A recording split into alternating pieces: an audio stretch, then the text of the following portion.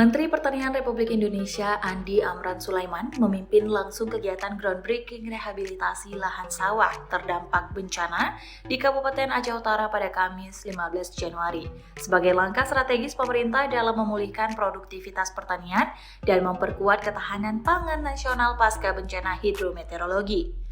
Menteri Pertanian tiba di Aceh melalui Bandara Maliko Saleh. Dalam rombongan yang sama, turut hadir Ketua Komisi 4 DPR RI Siti Hediati Haryadi atau Titik Soeharto, serta beberapa anggota DPR RI lainnya.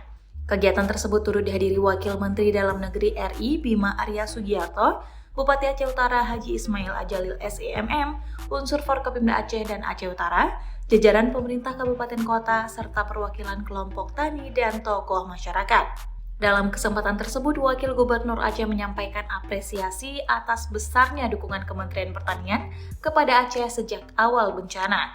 Bantuan pangan telah dikirimkan melalui berbagai moda transportasi, mulai dari pesawat, kapal TNI AL, hingga ratusan truk dari Medan menuju wilayah terdampak di Aceh. Bantuan pangan Kementerian Pertanian kepada Aceh disalurkan dalam 5 tahap, yakni 9,7 ton melalui pesawat Airbus A400, 120 ton melalui KRI Banda Aceh, 330 ton melalui KRI Surabaya, 140 ton melalui KRI Makassar, serta 430 ton melalui 200 unit truk dari Medan.